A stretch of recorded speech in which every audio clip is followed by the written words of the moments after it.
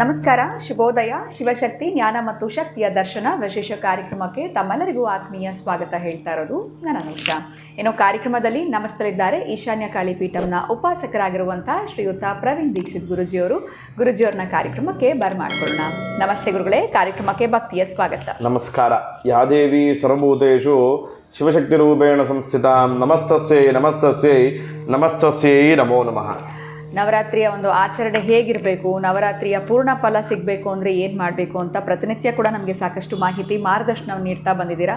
ಇನ್ನು ನಾಳೆ ನಾವು ಯಾವ ದೇವಿಯ ಆರಾಧನೆಯನ್ನು ಮಾಡಬೇಕಾಗತ್ತೆ, ಯಾವ ರೀತಿಯಾಗಿರುವಂಥ ನೈವೇದ್ಯವನ್ನು ನೀಡಬೇಕಾಗತ್ತೆ, ಇದೆಲ್ಲದ್ರ ಬಗ್ಗೆ ತಿಳಿಸ್ಕೊಡಿ. ಖಂಡಿತವಾಗಿ 7ನೇ ದಿನ ನಾವು ಯಾರನ್ನು ಆರಾಧನೆ ಮಾಡ್ತೀವಿ ಅಂದರೆ ಅವತ್ತಿನ ದಿನ ನಾವು ವಿಶೇಷವಾಗಿ ಕಾಳರಾತ್ರಿ ಅಂತ ಕರಿತೀವಿ. ಏನಕ್ಕೆ ಕಾಳರಾತ್ರಿ ಅಂತ ಕರಿತೀವಿ ಅಂದರೆ ಅವತ್ತು ಸಪ್ತಮಿಯಲ್ಲಿ ನಾವು ಯಾರನ್ನು ಆರಾಧನೆ ಮಾಡ್ತೀವಿ ಅಂದರೆ ತಾಯಿ ಸರಸ್ವತಿ ದೇವಿಯನ್ನು ಆರಾಧನೆ ಮಾಡ್ತೀವಿ.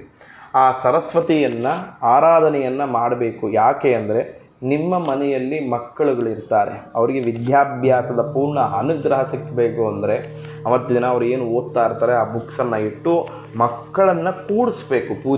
ಪೂಜೆಗೆ ಕೂಡಿಸಿ ಆ ಮಕ್ಕಳಿಂದ ಸರಸ್ವತಿ ಅರ್ಚನೆಯನ್ನು ಓದಿಸ್ಬೇಕು. ನೀವು ಓದಿಸಿ, ನಿಮಗೆ ಓದೋಕ್ಕಾಗಲ್ಲ, ಮಕ್ಕಳು ಓದ್ತಾ ಇರ್ತಾರಲ್ವ, ಆ ಮಕ್ಕಳ ಕೈಲಿ ಓದಿಸಿ ಸರಸ್ವತಿ ದೇವಿಗೆ ಏನು ನೈವೇದ್ಯವನ್ನು ಮಾಡಬೇಕು ಅನ್ನೋದನ್ನು ಎಲ್ಲರೂ ತಿಳಿಬೇಕು. ಮೊದಲಾಗಿ ಆ ದೇವಿಯನ್ನು ಆರಾಧನೆ ಮಾಡಬೇಕು ಅಂದರೆ ಶನಿಗ್ರಹದ ಪೂರ್ಣವಾದ ಅನುಗ್ರಹ ಸಿಕ್ಕುತ್ತೆ. ಮೊದಲಾಗಿ ಅದನ್ನು ತಿಳಿಬೇಕು ಎಲ್ಲರೂ. ಸರಸ್ವತಿಗೆ ಅವತ್ತಿನ ದಿನ ಏನು ನೈವೇದ್ಯವನ್ನು ಮಾಡಬೇಕು ಅಂದರೆ ತರಕಾರಿ ಅನ್ನ ಅಂದರೆ ವೆಜಿಟೇಬಲ್ ಬಾತ್ ಅಂದಿದ ತಕ್ಷಣ ನೀವು ಈರುಳ್ಳಿ ಬೆಳ್ಳುಳ್ಳಿ ಅದನ್ನೆಲ್ಲ ಹಾಕಿ ನೈವೇದ್ಯ ಮಾಡೋದಲ್ಲ. ಅದೆಲ್ಲವನ್ನು ಬಿಟ್ಟು ಬರೀ ತರಕಾರಿಯನ್ನು ಹಾಕಿ ಆ ನೈವೇದ್ಯವನ್ನು ತಾಯಿಗೆ ಸಮರ್ಪಣೆ ಮಾಡಬೇಕು. ಮಾಮೂಲಿಯಾಗಿ ನೀವು ಕೋಸಂಬರಿ ಪಾನಕ ನೈವೇದ್ಯ ಮಾಡ್ತೀರಾ. ಅವತ್ತಿನ ದಿನ ಎಷ್ಟೋ ದೇವಾಲಯಗಳಲ್ಲಿ ಶಾಕಾಂಬರಿ ಅಲಂಕಾರ ಆಗಿರುತ್ತೆ, ಕೆಲವರು ಸರಸ್ವತಿ ಅಲಂಕಾರವನ್ನು ಮಾಡಿರ್ತಾರೆ. ಅದಕ್ಕೋಸ್ಕರವಾಗಿ ಆ ತಾಯಿಯ ಮತ್ತು ಕಾಳರಾತ್ರಿ ಅಂತ ಏನಕ್ಕೆ ಕರಿತೀವಿ ಅದನ್ನು ಎಲ್ಲರೂ ತಿಳಿಬೇಕು. ಅವತ್ತಿನ ದಿನ ಯಾರ್ಯಾರು ಸ್ವಂತ ಮನೆಯಲ್ಲಿರ್ತಾರೆ, ಅವರ ಸ್ವಂತ ಮನೆ ಯಾರಿರುತ್ತೆ ಇದು ಪ್ರತಿಯೊಬ್ಬರು ಮಾಡಬೇಕು. ನೀವು ಗೃಹಪ್ರವೇಶವನ್ನು ಮಾಡಿದಾಗ ಗೃಹಪ್ರವೇಶ ಮಾಡ್ತೀರಾ, ಅವತ್ತಿನ ದಿನ ಬಲಿಹರಣವನ್ನು ಮಾಡ್ತಾರೆ ಪುರೋಹಿತರು. ಬಲಿಹರಣವನ್ನು ಮಾಡಿದ ಮೇಲೆ ನೀವು ಮತ್ತೆ ಇನ್ಯಾವತ್ತೂ ಕೂಡ ಬಲಿಹರಣ ಮಾಡೋದೇ ಇಲ್ಲ. ಆದರೆ ವರ್ಷಕ್ಕೆ ಒಮ್ಮೆ ನಿಮ್ಮ ಸ್ವಂತ ಮನೆ ಏನಿರುತ್ತೆ ಆ ಸ್ವಂತ ಮನೆಗೆ ಬಲಿಹರಣ ಮಾಡೋ ಪದ್ಧತಿ ಇದೆ. ಯಾವತ್ತು ಅಂದರೆ ಈ ಕಾಳರಾತ್ರಿಯಲ್ಲಿ.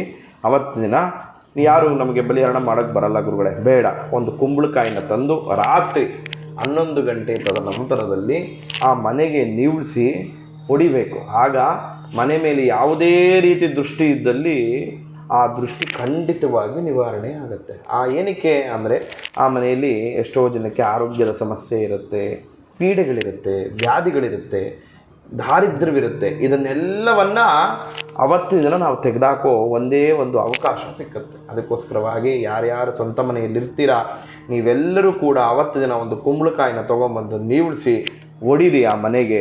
ಆ ಮನೆಯಲ್ಲಿ ಯಾವುದೇ ರೀತಿ ಬಾಧೆಗಳಿದ್ದಲ್ಲಿ, ಮನೆ ಯಜಮಾನಿಗಾಗಿರ್ಬೋದು ಮನೆಯಲ್ಲಿರೋರಿಗಾಗಿರ್ಬೋದು, ಯಾವುದೇ ಬಾಧೆಗಳಿದ್ದಲ್ಲಿ ಖಂಡಿತವಾಗಿ ಆ ಬಾಧೆ ನಿವಾರಣೆ ಆಗಿ ಸರಸ್ವತಿಯ ಪೂರ್ಣ ಅನುಗ್ರಹ ಮಕ್ಕಳಿಗೆ ಸಿಕ್ಕಲಿ ಅಂತ ಹೇಳಿ ಪ್ರಾರ್ಥನೆ ಮಾಡಿಕೊಳ್ಳಿ. ಖಂಡಿತ ಮಕ್ಕಳಿಗೆ ಎಲ್ಲೋ ಒಂದು ಕಡೆ ಪೂರ್ಣ ಅನುಗ್ರಹ ಸರಸ್ವತಿ ದೇವಿಯಿಂದ ಸಿಗುತ್ತೆ. ಜೊತೆಗೆ ಮನೆಗೆ ನಾವು ಆ ರೀತಿ ಒಂದು ಇಳೆ ತೆಗೆದು ಹೊಡೆಯೋದ್ರಿಂದ ಮನೆಯಲ್ಲಿ ಕೂಡ ಸುಖ ಶಾಂತಿ ನೆಮ್ಮದಿ ಇರುತ್ತೆ ಅಂತ ತಿಳಿಸ್ಕೊಟ್ರಿ. ಯಾವುದೇ ರೀತಿಯಾಗಿರುವಂಥ ಕೆಡಕುಗಳಾಗಲ್ಲ ಅಂತ ತಿಳಿಸಿದ್ದೀರಾ. ಧನ್ಯವಾದಗಳು ಗುರುಗಳೇ, ನಮಸ್ಕಾರ.